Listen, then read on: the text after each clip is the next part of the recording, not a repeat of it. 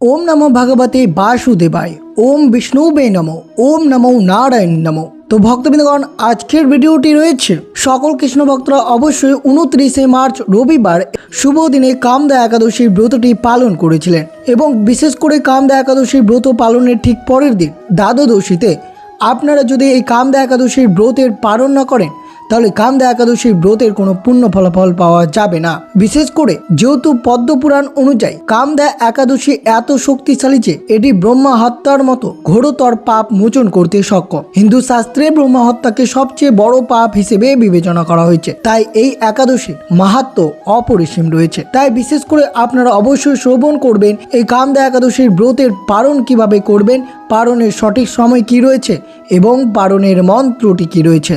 বিশেষ করে আপনাদের অবশ্যই কামদা একাদশীর ব্রত পালন করে ঠিক একাদশীর পর দ্বাদশী তিথিতে ব্রতের পালন করতে হয়। যদি ব্রতের পালন না করেন তাহলে কোনো পুণ্য ফল হবে না এবং একাদশী করেও আপনার জীবনের কোনো পাপ মোচন হবে না। যেহেতু এই একাদশীর ব্রতের মাহাত্ম্য কথা শ্রবণের মাধ্যমে আমরা বুঝতে পারি একনিষ্ঠ ভক্ত নিষ্কাম সেবা মানুষের সকল পাপ অভিশাপ থেকে মুক্ত দিতে পারে। তেমনই কামদা একাদশীর ব্রত পালন করে যদি আপনারা একাদশীর পর দ্বাদশীতে কামদা একাদশীর ব্রতের পালন না করেন তাহলে কোনো কাজ আপনার সাফল্য লাভ পাবে না।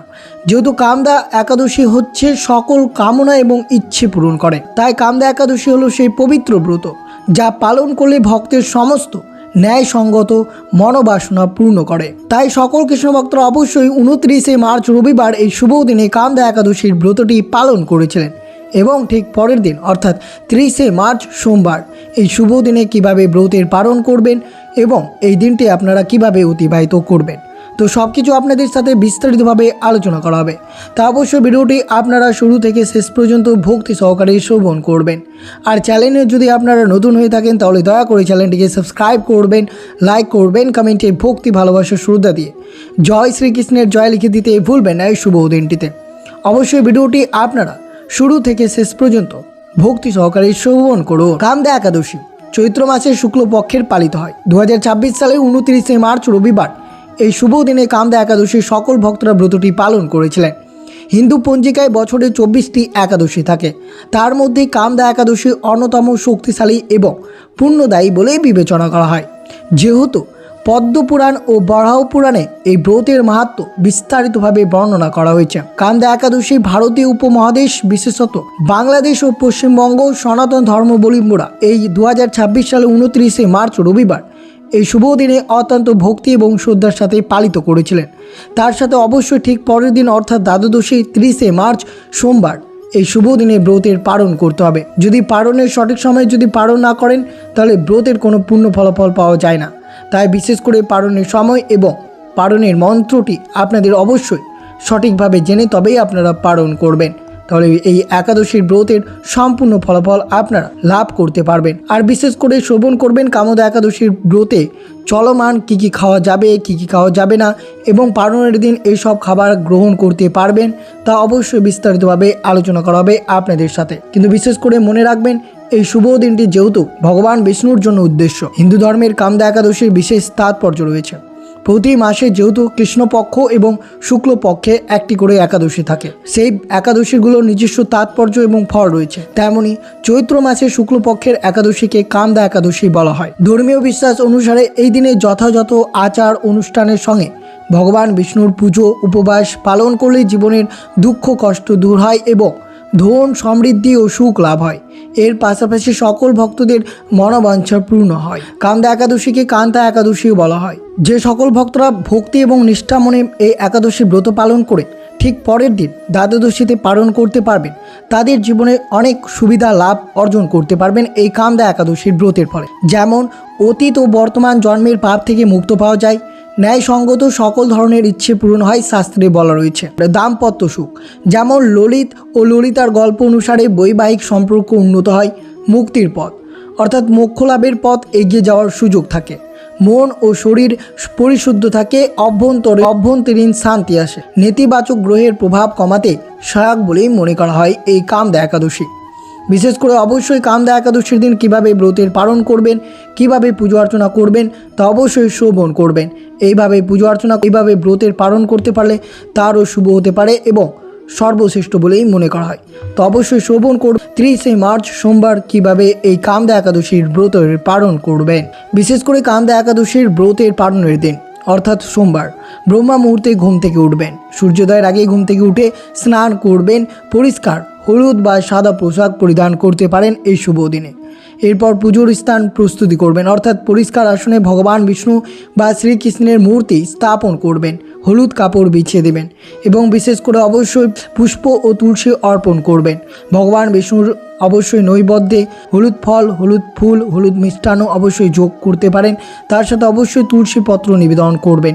ধূপ দ্বীপ দিয়ে পুজো শুরু করতে পারলে তারও শুভ হতে পারে। এরপর অবশ্যই ভগবানের সম্মুখে অবশ্যই আপনারা এই শুভ দিনে অর্থাৎ ব্রতের পালনের সময় রয়েছে বাংলাদেশ ও ঢাকা পালনের সময় রয়েছে সকাল 5:52 থেকে 7:42 মধ্যে পালন করতে হবে।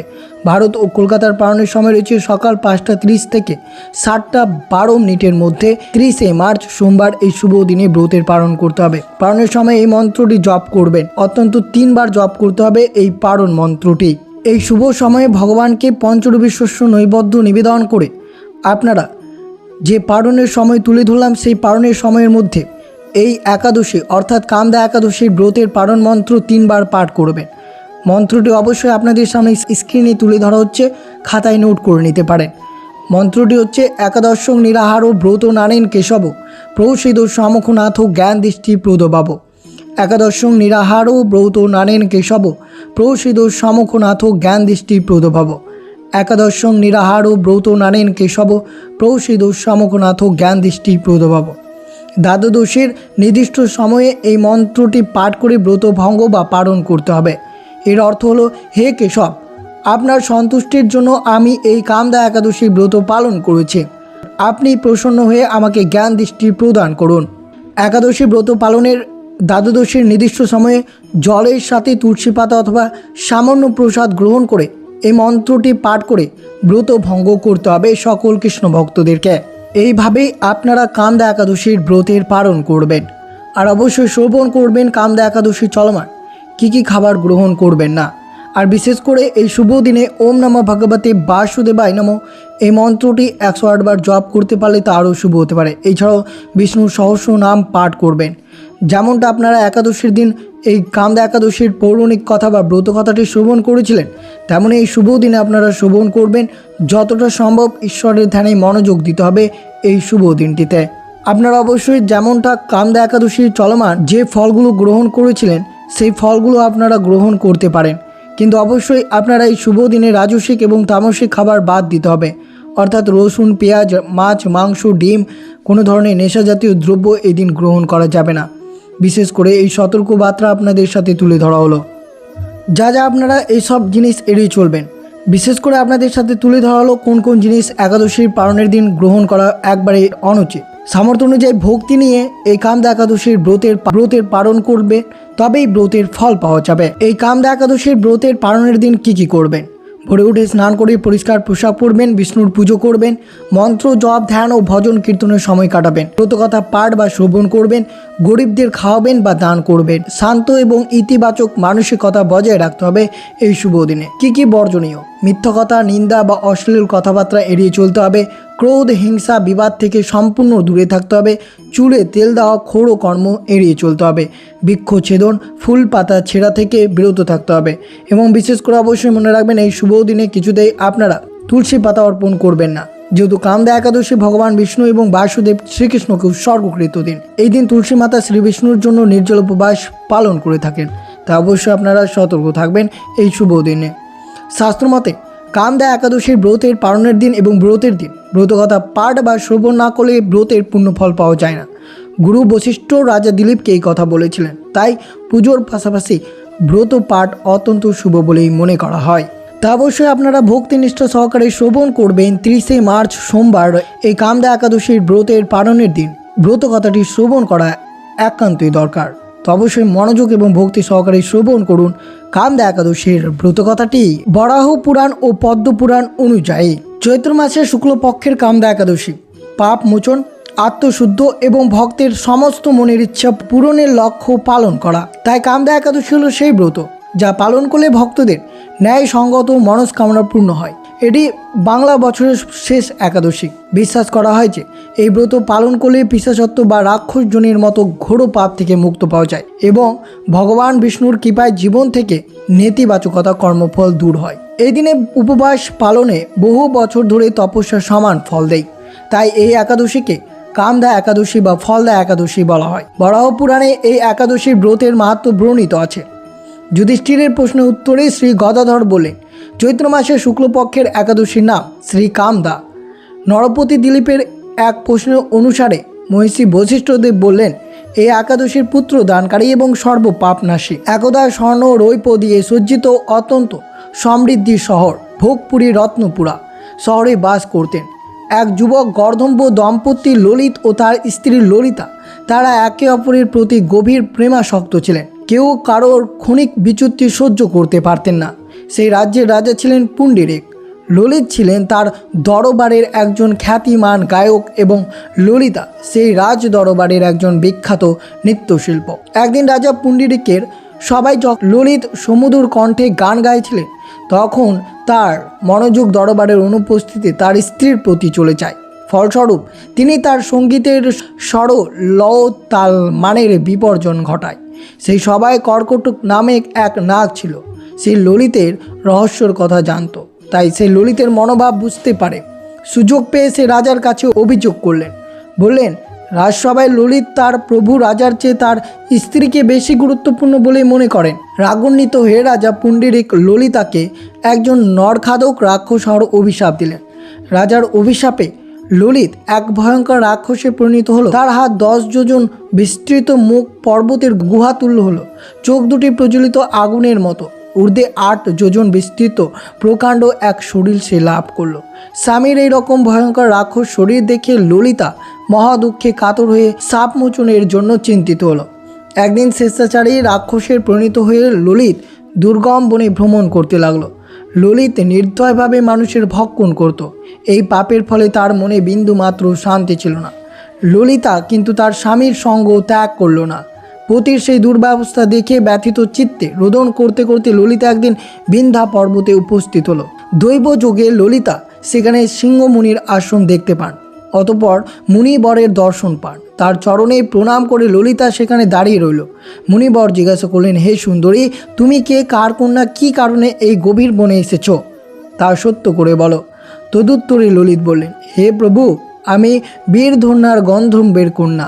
আমার নাম ললিতা। আমার পতির পিশাচত্ব দূর হয় এমন কোনো উপায় জানবার জন্য এখানে এসেছি। তখন ঋষি বললেন, চৈত্র মাসের শুক্লপক্ষের কামদা একাদশীর সমাগত। এই ব্রত যথাবিধিভাবে পালন করে রাত্রি জাগরণ করে পরের দিন পালন করবার পর সেই ব্রতের ফল স্বামীকে দান করো, তাতেই তোমার স্বামীর পাপ মুক্ত হবে।